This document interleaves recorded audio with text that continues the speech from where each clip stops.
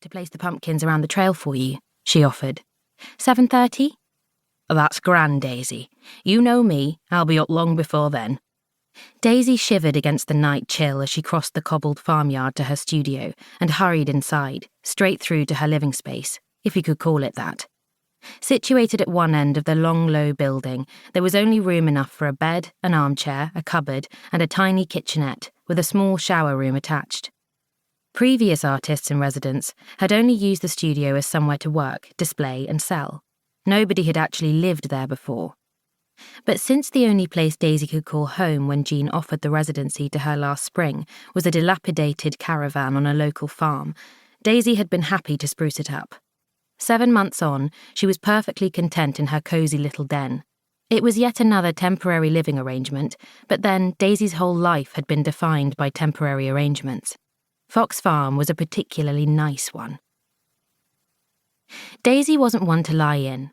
During her childhood, getting up early was often the only peace she might get in the day. With a mug of tea in hand, she entered her studio, switched on the lights, and checked that everything was ready for Fox Farm's Halloween week. She put a few decorations up, mock cobwebs and strings of cardboard pumpkins, but she hadn't gone mad. She didn't want them to detract from her work. Daisy had chosen the prints and canvases currently on display for their autumn colours, greens, purples, oranges, browns, in anticipation of this week's extra footfall, although she suspected that harassed parents trying to corral their offspring around the Halloween trail would be more interested in bribery at the café than purchasing art. Ah well, time to sort the pumpkins out. Scraping her hair into an untidy ponytail, she pulled on jeans, an old sweatshirt, wellies and a cagoule, then stepped outside, enjoying the stillness for a moment. Oh, Fox Farm is so perfect. Her studio, converted from a cattle byre, lined the side of the square opposite the entranceway to Fox Farm. To her left was the half-converted barn, never completed and currently used for storage. To her right stood the large grey stone building that housed the café and gallery, once the main farmhouse, with Jean's little cottage and garden at its side.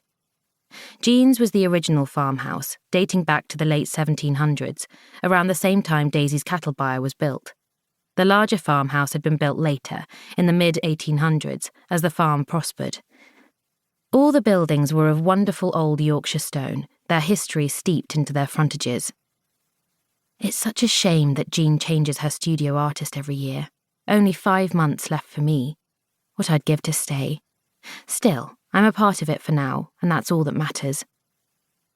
Daisy crossed the still dark yard to Jean's cottage, frowning as she noticed there was no light on downstairs, no clattering coming from the kitchen. Her gaze drifted upwards. No smoke from the chimney, either, although there was a light on in the bedroom. A sense of unease unfurled in her belly. She's had a lie-in, Daisy. It was a long, busy evening and the woman's in her 70s, for goodness sake. Daisy tried Jean's door. It wasn't locked.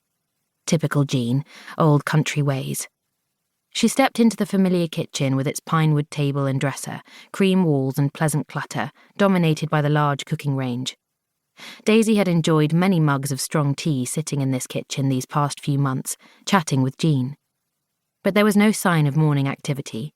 The kettle was cold, no smell of toast. The carved pumpkins sat waiting on the table. She could get on with placing them along the trail, but she didn't like this quiet. If Jean were getting dressed, she would hear something, surely. Daisy almost called out, but she didn't want to wake Jean. Instead, she kicked off her wellies and crept upstairs.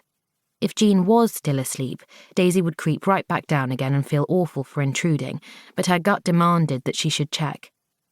She pushed open the door to Jean's bedroom, wincing as it creaked.